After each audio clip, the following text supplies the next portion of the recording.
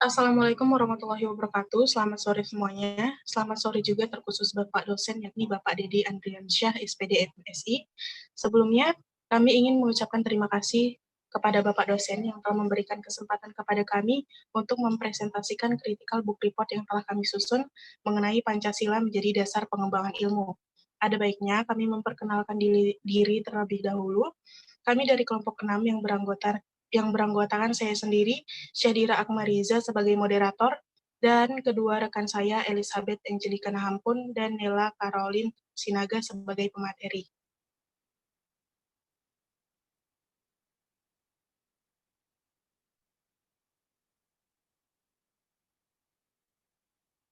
Berikut ini adalah identitas buku yang kami review dengan judul Pendidikan Pancasila di Perguruan Tinggi, penulis Ali Amran, ISBN 9786024250454, penerbit Raja Wali Press, tahun terbit 2016, kota terbit Jakarta, urutan cetakan pertama, dimensi buku 15,5 cm x 23 cm, dengan tebal buku 344 halaman.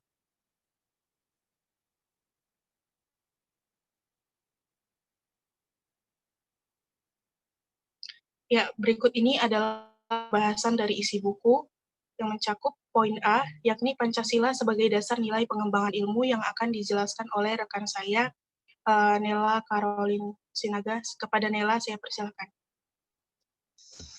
Baiklah, terima kasih kepada moderator. Selanjutnya saya akan menjelaskan bagian A, yaitu Pancasila sebagai dasar nilai pengembangan ilmu. Apakah Pancasila sebagai dasar negara telah memenuhi syarat sebagai sebuah kajian? Untuk menjawab pertanyaan ini, mari kita simak berikut pendapat Insinyur Pujo Wijatno terkait syarat-syarat ilmiah. Yang pertama yaitu berobjek. Katanya dengan Pancasila bahwa pembahasan Pancasila secara ilmiah memiliki objek, di mana objek ini dibedakan menjadi dua, yaitu objek forma dan objek materia. Objek forma Pancasila adalah suatu sudut pandang tertentu dalam pembahasan Pancasila. Pada hakikatnya, Pancasila dapat dibahas dari bermacam-macam sudut pandang, yaitu jika dibahas dari sudut pandang moral, maka dalam hal ini terdapat pembahasan moral Pancasila. Jika dibahas dari sudut pandang ekonomi, maka dalam hal ini terdapat bidang pembahasan ekonomi Pancasila. Dan jika dibahas dari sudut pandang filsafat, maka dalam hal ini terdapat pembahasan terkait filsafat Pancasila, dan begitu juga dengan sudut pandang yang lainnya. Yang kedua ada objek materia. Objek materia Pancasila adalah suatu objek yang merupakan sasaran pembahasan dan pengkajian Pancasila, baik yang bersifat empiris maupun non-empiris. Nah, mari kita lihat sasaran pembahasan yang bersifat empiris itu yang bagaimana. Yang bersifat empiris adalah objek pembahasan Pancasila berupa hasil sejarah, benda-benda sejarah, ataupun benda-benda budaya, berupa lembaran sejarah, bukti-bukti sejarah, lembaran hukum, dan naskah-naskah negara, maupun adat istiadat Indonesia itu sendiri. Sedangkan sasaran yang bersifat non-empiris yang bagaimana, yaitu objek yang bersifat non-empiris yang tercermin dalam kepribadian, sifat, karakter, dan pola-pola budaya dalam bermasyarakat, berbangsa, dan bernegara. Yang kedua, syaratnya itu adalah bermetode. Metode dalam pembahasan Pancasila tergantung pada karakteristik objek forma dan objek materia tadi, yaitu metode yang digunakan adalah analitiko-sintetik, yaitu perpaduan antara materi analisis, antara metode analisis dan sintesis. Begitu juga digunakan metode hermeneutika, yaitu suatu metode yang menemukan makna di balik objek. Demikian juga metode koherensi historis, pemahaman, serta penafsiran dan interpretasi. Syarat yang ketiga yaitu bersistem. Pembahasan Pancasila secara ilmiah harus merupakan suatu kesatuan utuh, saling berhubungan, baik berupa hubungan interrelasi maupun hubungan interpendensi atau saling ketergantungan. Yang berikutnya yaitu bersifat universal, yaitu hakikat ontologis Pancasila. Hakikat ontologis nilai-nilai Pancasila adalah bersifat universal, atau dengan kata lain, intisari, esensi, atau makna yang terdalam dari sila-sila Pancasila pada hakikatnya bersifat universal atau berlaku secara umum. Pengertian Pancasila sebagai dasar pengembangan ilmu pengetahuan dan teknologi atau IPTEK harus, yang pertama, tidak bertentangan dengan nilai-nilai Pancasila, yang kedua, menyertakan nilai-nilai Pancasila, dan yang ketiga, Pancasila sebagai rambu normatif dalam pengembangan IPTEK. Baiklah, sekian yang dapat saya jelaskan. Selanjutnya saya serahkan kepada moderator. Terima kasih.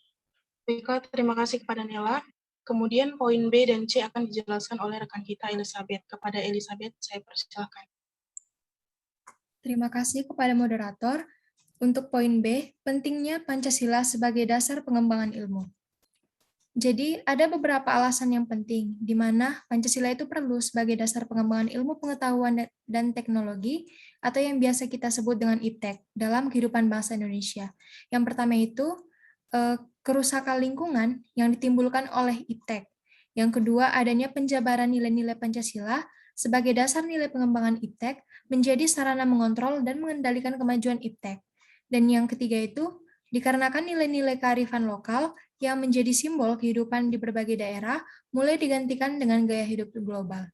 Dan untuk poin yang C adalah sumber historis, sosiologis, dan politis tentang Pancasila sebagai dasar nilai pengembangan ilmu. Jadi, untuk itu dibagi atas 3. Yang poin pertama, adanya sumber historis Pancasila sebagai dasar nilai pengembangan ilmu di Indonesia. Untuk ini dapat ditelusuri dalam pembukaan Undang-Undang Dasar tahun 1945 yang kita temukan pada alinea keempat, di mana pada alinea keempat dapat kita temukan kalimat mencerdaskan kehidupan bangsa. Dan pada kalimat tersebut mengacu pada pengembangan ilmu pengetahuan dan teknologi melalui pendidikan. Dan teman-teman, ada pun 5 prinsip besar yang terkandung dalam Pancasila itu sangat luas dan mendasar untuk mencakup segala persoalan etik dalam ilmu pengetahuan dan teknologi. Di antaranya yang pertama itu ada monoteisme, yang kedua ada humanisme dan solidaritas karya negara, yang ketiga ada nasionalisme dan solidaritas warga negara, yang keempat demokrasi dan perwakilan, dan yang kelima adanya keadilan sosial. Baiklah, untuk selanjutnya saya serahkan kepada moderator. Kepada Elizabeth, selanjutnya saya akan menjelaskan sumber sosiologis Pancasila sebagai dasar nilai pengembangan ilmu Indonesia.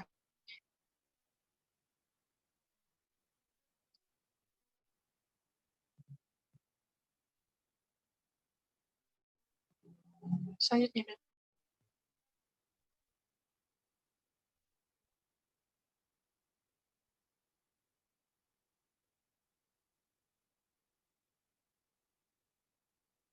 ya, jadi sumber sosiologis Pancasila sebagai dasar nilai pengembangan IPTEK dapat ditemukan pada sikap masyarakat yang sangat memperhatikan dimensi ketuhanan dan kemanusiaan, sehingga manakala IPTEK tidak sejalan dengan nilai ketuhanan dan kemanusiaan, biasanya terjadi penolakan. Kemudian yang ketiga ada sumber politik sebagai dasar nilai pengembangan ilmu di Indonesia.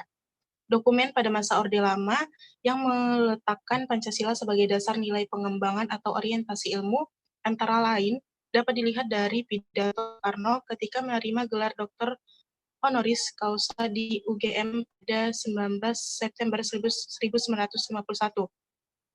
Pancasila sebagai dasar nilai pengembangan ilmu di zaman Orde Lama belum eksplisit dikemukakan, tetapi oleh Soekarno dikaitkan langsung dengan dimensi kemanusiaan yang dan hubungan antara ilmu dan amal. Selanjutnya, pidato Soekarno pada Akademi Pembangunan Nasional di Yogyakarta pada 18 Maret 1962.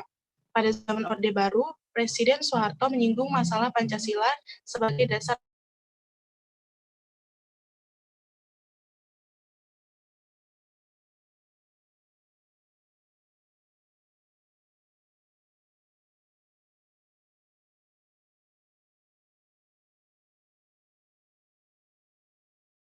dalam berbagai kebijakan penyelenggaraan negara merupakan suatu upaya untuk mengaktualisasikan Pancasila dalam kehidupan. Sementara pada era reformasi, Presiden Susilo Bambang Yudhoyono dalam sambutan pada acara silaturahim dengan Akademi Ilmu Pengetahuan Indonesia atau IP dan Masyarakat Ilmiah pada 20 Januari 2010 di Serpong.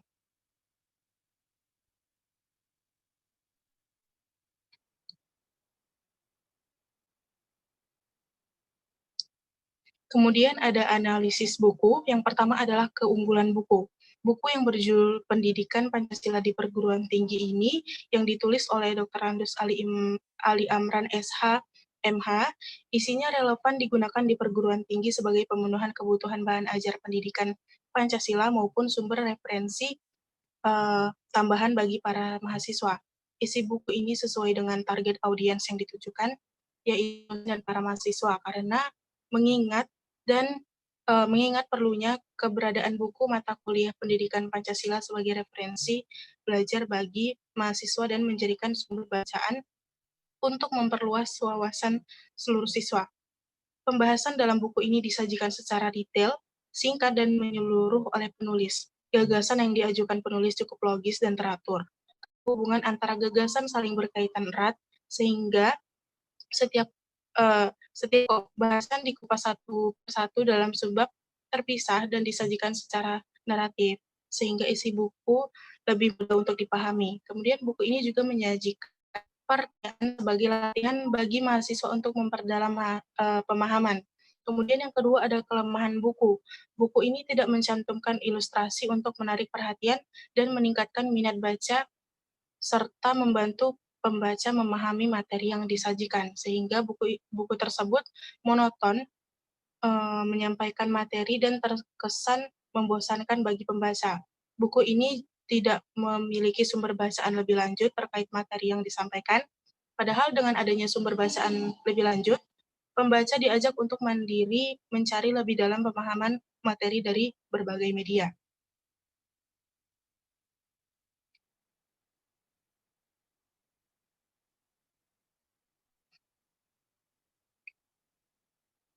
Ya. Selanjutnya ada ulasan jurnal yang membahas permasalahan atau problematika aktuasi Pancasila. Yang pertama ada Pancasila sebagai dasar negara yang akan dijelaskan oleh rekan kita Elizabeth. Anda persilakan. Terima kasih kepada moderator. Di sini saya akan menjelaskan poin pertama, di mana Pancasila sebagai dasar negara.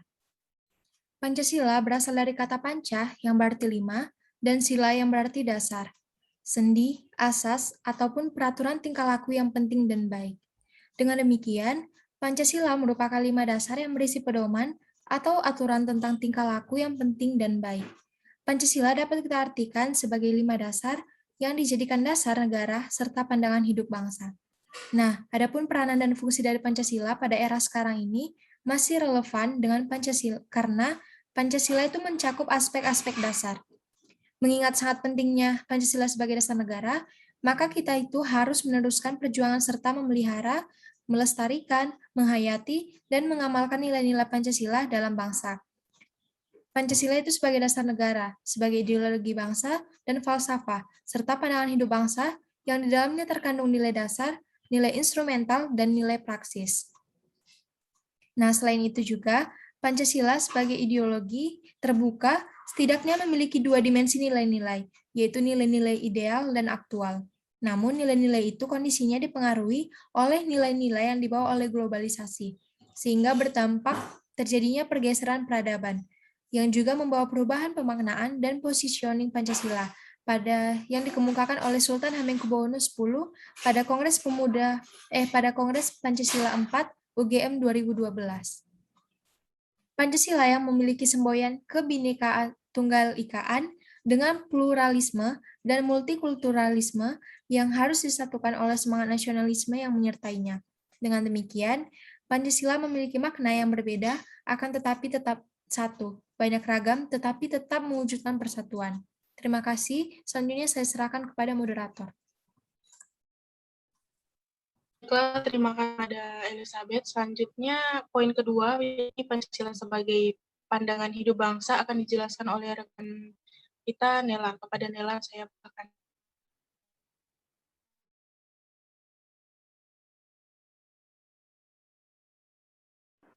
Baiklah, terima kasih kepada moderator. Selanjutnya saya akan menjelaskan bagian yang kedua, yaitu sebagai pandangan hidup bangsa.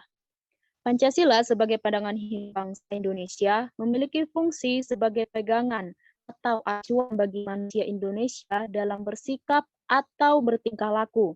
Pancasila sebagai pandangan hidup bangsa Indonesia didasari oleh 3 elemen kesepakatan atau konsensus, yaitu yang pertama, kesepakatan tujuan dan cita-cita bersama. Yang kedua, kesepakatan tentang the rule of the same philosophy of government. Dan yang ketiga, kesepakatan tentang bentuk institusi-institusi dan prosedur ketatanegaraan, atau the form of institutions and procedure. Pemahaman terhadap nilai-nilai luhur Pancasila merupakan hal yang seharusnya karena terkait dengan perilaku yang ditampilkan dalam tata pergaulan hidup sehari-hari sebagai bangsa Indonesia. Pemahaman terhadap nilai luhur Pancasila sebagai ideologi bangsa juga terkait pembentukan kemampuan warga negara Indonesia dalam menata diri dengan lingkungan sosialnya. Baiklah, sekian yang dapat saya sampaikan. Selanjutnya saya serahkan kepada moderator. Terima kasih. Baiklah, terima kasih kepada Nela. Selanjutnya saya akan menjelaskan poin ketiga, yakni nilai-nilai Pancasila dalam menghadapi permasalahan bangsa Indonesia. Jadi Pancasila merupakan cerminan kepribadian rakyat Indonesia, sejatinya adalah nilai ideal yang digariskan secara baik oleh pendiri bangsa. Melalui diskusi intensif dan perdebatan intelektualitas, lahir konsepsi Pancasila yang agung dan memiliki cita-cita luhur. Untuk itu, segala bentuk penyimpangan dalam masyarakat Indonesia selayaknya dapat dikembalikan kepada lemahnya pemahaman dan pengalaman masyarakat Indonesia atas Pancasila.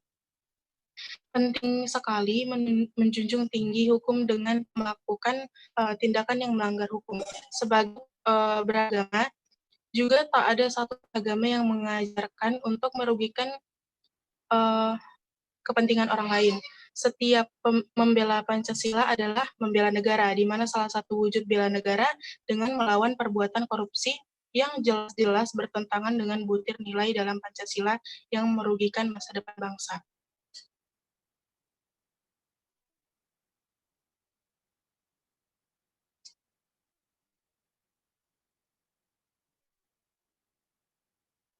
Selanjutnya ada penutup yang akan dijelaskan oleh rekan kita Nela. Kepada Nela saya persilakan.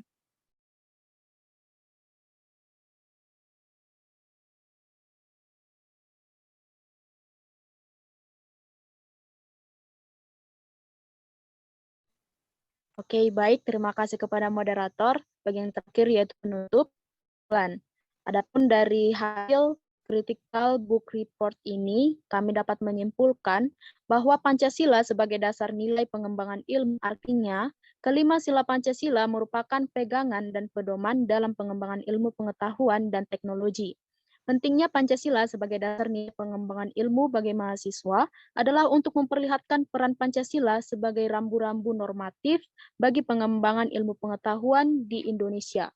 Selain itu, pengembangan ilmu dan teknologi di Indonesia harus berakar pada budaya bangsa Indonesia itu sendiri dan melibatkan partisipasi masyarakat luas.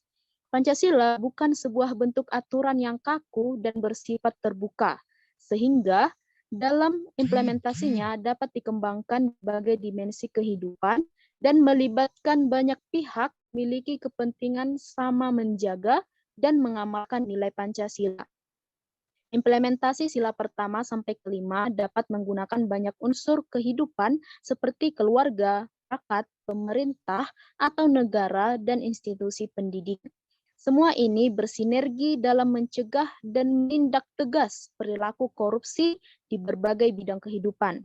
Selain itu, perlu ditampilkan pula apresiasi terhadap personal maupun lembaga sehingga menjadi teladan bagi manusia Indonesia lainnya. Baiklah, sekian. Selanjutnya saya serahkan kepada moderator. Terima kasih.